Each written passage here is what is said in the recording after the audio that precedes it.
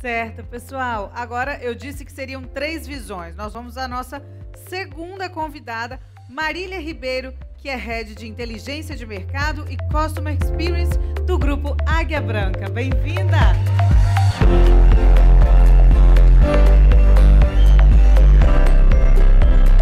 Com a palavra. Boa tarde, pessoal. Juliana falou que não era palestrante, né? Então, ficou uma missão difícil aqui. Se ela não é palestrante, fez isso tudo, mas vamos lá. Não está passando aqui, por favor. Aí. Então, eu sou a Marília. Também sou conhecida como mãe da Mabel e tia do Luizinho. Inclusive, essas duas informações aí, as empresas que têm, essas duas informações minhas levam metade do meu salário, todos os meses. Outro dia eu cheguei em casa com um patinete para ele, e aí meu irmão falou assim, mas ele nem anda. Falei, mas vai, deixa aí, daqui a pouco vai dar certo. Então, me ofereceu o produto de cachorro, eu estou comprando, de criança eu estou comprando, colocou foto de cachorro e criança junto, eu estou comprando também. Nessas horas eu esqueço um pouquinho do que eu estudei aí com marketing, neuromarketing, CRM. Acabou para mim o que eu estudei. Opa, peraí. Travou aqui. Ai.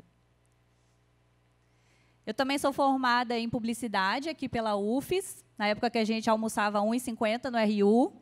Vi alguns roxinhos aqui também desse tempo.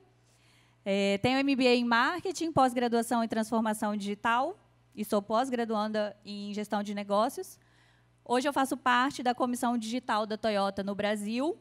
E sou o Head de Inteligência de Mercado e Customer Experience na divisão Comércio do Grupo Águia Branca, que é a divisão onde a gente concentra 65 concessionárias das marcas Toyota, Jeep, Mercedes Automóveis e Mercedes Caminhões, aqui no Espírito Santo, em Minas, no Sul e em Brasília.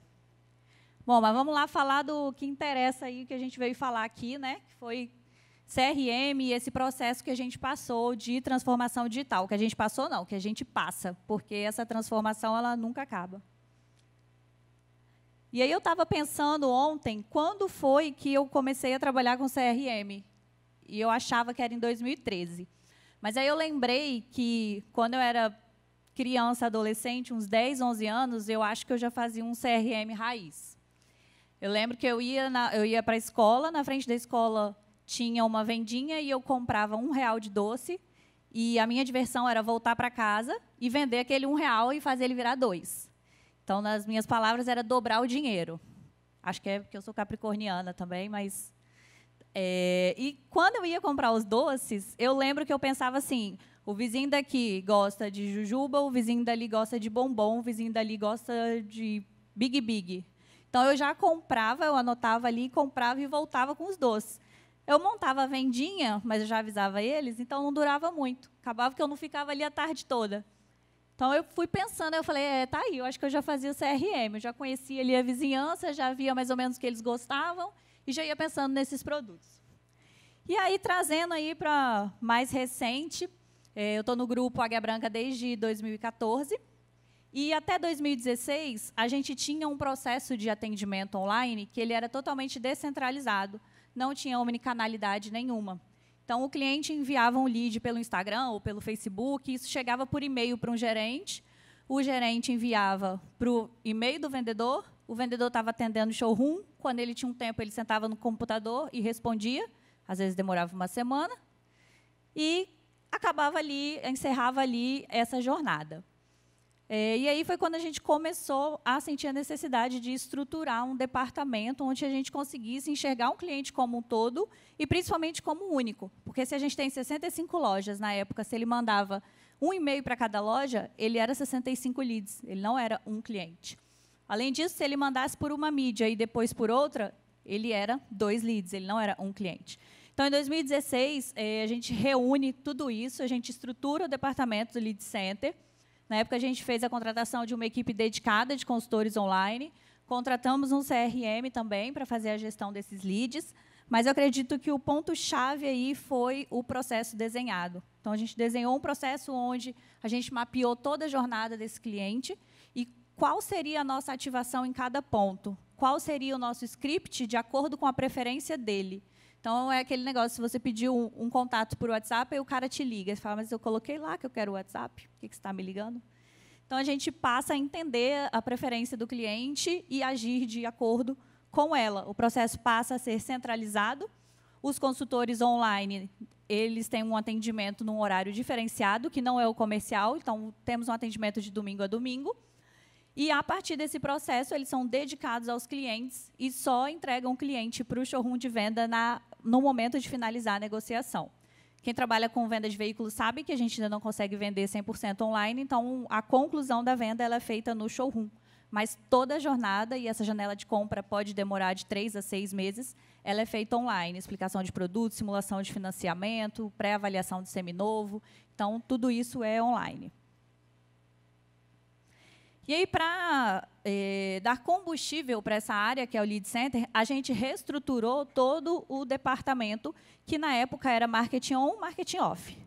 Então, nesse momento, a gente não tem marketing off mais, a gente passa a trabalhar com essas áreas que passam a suportar o crescimento do Lead Center. Na verdade, elas passam a ser combustível para essa área, que é o Lead Center. Então, falando especificamente aí do CRM, onde a gente trabalha os dados, a gente tem mapeada na jornada do cliente quais são os pontos de ativação que a gente vai fazer em cada etapa. E todos esses pontos, eles são medidos também em cada etapa. Então, o Fabrício falou mais cedo sobre o momento zero, né, que é um momento antes do cliente ter esse contato físico com a marca ali, no PDV já. Então, a gente tem aí esse momento antes disso e ele é crucial para o nosso negócio. A gente vai ver mais à frente alguns dados. E cada um desse momento, a gente tem os KPIs que a gente acompanha. Falando aqui em estratégia de campanha de varejo, com foco em conversão de veículo novo, quem trabalha com concessionária sabe que a gente tem várias áreas de negócio dentro do mesmo negócio.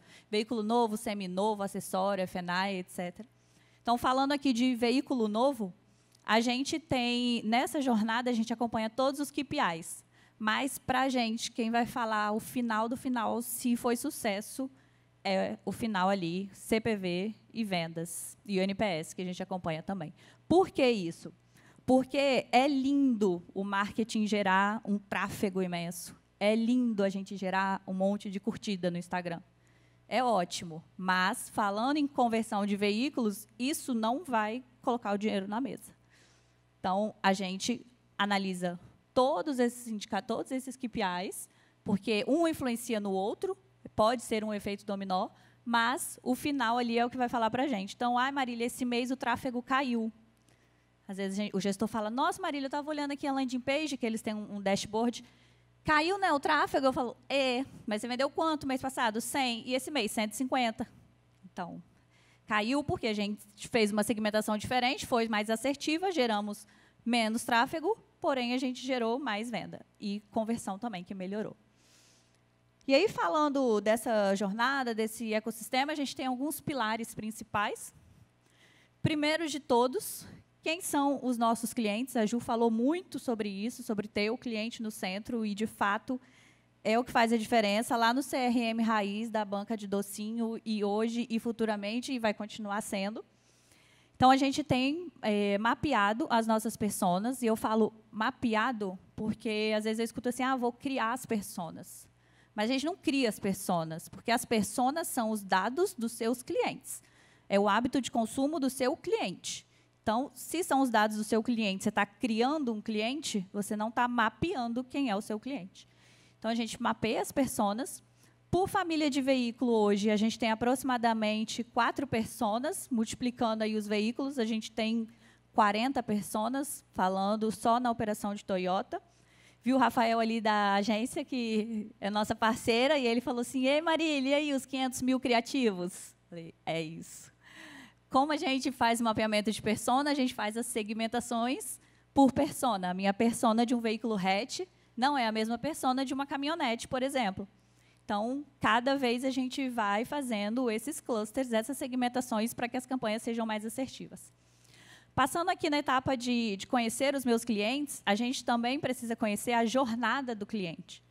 Então, ali, a gente sabe todos os pontos de contato do cliente com a gente. Essa jornada, especificamente, é de compra de veículos novos. Cada negócio também tem a sua jornada. Na primeira linha, a gente tem mapeado os pontos do cliente.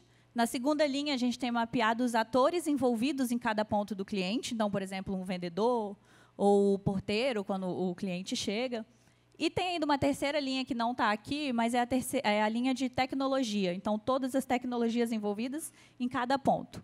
Depois que a gente mapeia essa jornada, a gente também identifica as emoções em cada ponto. E são emoções reais, não são ideais. Por quê? Porque eu preciso entender onde a minha emoção está negativa para que eu possa aplicar um plano de ação e mudar essa emoção. Eu preciso entender onde a minha emoção está positiva para entender o que eu fiz ali, que eu encantei o meu cliente e que eu posso aplicar também em outros pontos da jornada. Então, assim, a gente desenha, a gente revisita essa jornada muitas e muitas vezes, porque o ponto de contato pode mudar, a emoção do cliente pode mudar. Então, a gente está constantemente atualizando essa jornada. Ok, Marília, já tem a jornada, já tem a persona, já posso fazer campanha, e-mail marketing, WhatsApp, SMS, mídia social? Ainda não. A gente tem aí mais alguns indicadores que a gente acompanha, mais alguns dados que a gente mapeia para entender qual vai ser a segmentação que a gente vai realizar. Aqui, a gente tem os dados de recência, frequência e valor. E ali no Dash, a gente também tem hábito de consumo, que é o período de troca, faturamento, família, etc. Então, basicamente, o que a gente faz aqui? Em recência, é o período que o cliente comprou comigo pela última vez. Em frequência, quantas vezes ele comprou comigo. E em valor, qual o valor faturado durante esse ciclo de vida. A gente acompanha esses dados por área de negócio ou macro por negócio, dependendo do objetivo da campanha. Aqui, por exemplo, abri para vocês os dados de veículos novos. Então, a gente tem aí, considerando o peso definido, qual é o cluster que tem a pontuação. Então, aqui embaixo a gente tem bronze, prata, ouro e diamante, que tem uma fórmula aqui, o apontador não está indo, mas tem essa fórmula aqui, com o peso definido, e aí a gente clusteriza esses clientes. Com isso, eu consigo segmentar, por exemplo, quero fazer uma campanha para o cliente que tem hábito de troca a cada 2 anos e a recência dele está em 1 ano e 10 meses. Ou seja, daqui a 2 meses, possivelmente, ele vai ter uma troca de veículo. Ou não só campanha, eu posso analisar, por exemplo, qual é a probabilidade de estar perdendo determinado cluster de cliente. Então, se o cliente tinha uma frequência alta, de 2 em 2 anos, que seja, e a última recência dele foi 2 anos e meio, significa que ele comprava comigo a cada 2 anos, mas tem 2 anos e meio que ele não compra comigo. Então, eu preciso entender por que ele não está comprando comigo, para que eu possa atuar e reverter esse cenário. Então, falando aqui desses dados, a gente consegue não só segmentar campanhas, mas a gente consegue também criar produtos. Então, foi assim que nasceu, por exemplo, o GoDrive, que é o nosso serviço de carro por assinatura, quando a gente identificou um cluster de clientes que não estavam satisfeitos com o processo e a burocracia depois do final ali da vida útil do carro dele, para ele, no período, de vender esse seminovo. Então, tem que depois ir lá avaliar, ou eu anuncio, fica um monte de gente me ligando, depois tem que fechar seguro, financiamento, não estou afim. Então, espera aí. A partir disso, a gente estruturou o GoDrive, que é o serviço de carro por assinatura. E, não por acaso também, hoje ele é o nosso negócio que mais tem assertividade com as campanhas de CRM digital. Então, ele foi criado por aqui. Hoje, 68% das vendas são via lead digital. Um ciclo de compra de 25 dias, é 1/3 do ciclo de compra de um veículo novo. E, para nossa surpresa, depois de 2 anos do negócio, a gente acompanha principalmente se esse cliente está migrando do varejo para o modelo de assinatura, mas não, a gente tem atingido ainda novos clientes. Ou seja, pegamos aí uma fatia do mercado que ainda não estava na nossa base. Além de criar novos produtos, a gente também utiliza esses clusters para fazer a nossa régua de relacionamento e sistemática de venda. Então, aqui a gente tem, por exemplo, uma régua para retenção do cliente, cross e upselling, que seria o cliente adquirir um acessório, algum produto a mais do que ele já tem, ou apto ele trocar por um produto melhor. Então, nessa régua aqui, a gente tem mapeado quais vão ser as ações que eu mostrei lá no início e quais serão os clusters que a gente vai atingir. Aí aqui eu trouxe um modelinho de uma campanha que a gente trabalha dentro dessa régua, onde a gente faz uma nutrição dos clientes que estão próximos ao encerramento do financiamento do veículo. Então, antes de encerrar o financiamento, a gente já vai nutrindo ele de informações de como é melhor ele trocar o veículo naquele momento, porque ele não vai perder em valor de revenda, porque ele vai continuar com o veículo na garantia, porque não vai ter problema com manutenção, etc. Então, a gente vai nutrindo esse cliente até que a gente chega ao ponto de uma ativação mais comercial.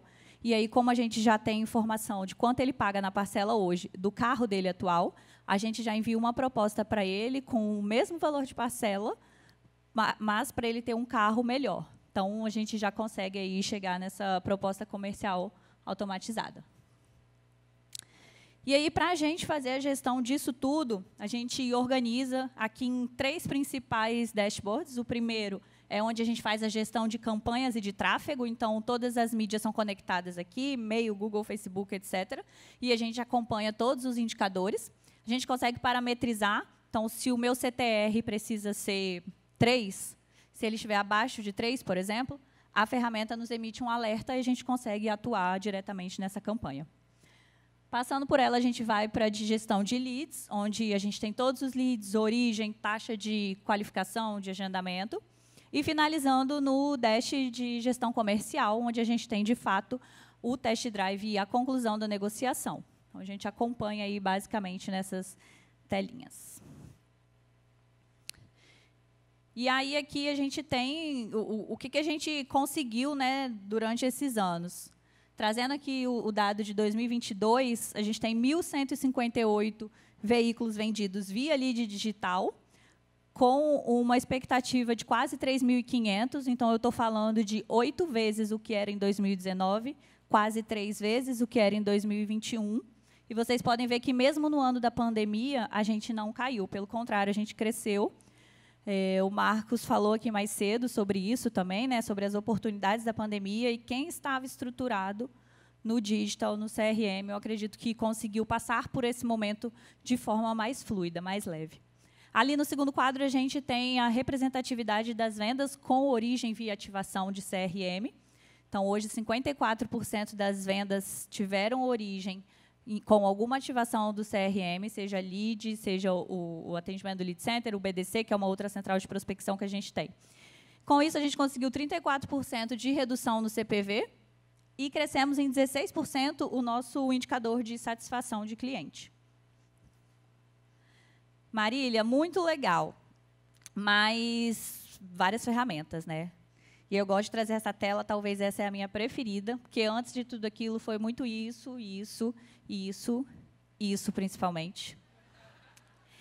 Então, antes de todo o BI, todo o sistema, toda a plataforma, foi muita análise de dados, muito Excel, café ou Rivotril, aí você escolhe, eu escolho talvez os dois em alguns momentos.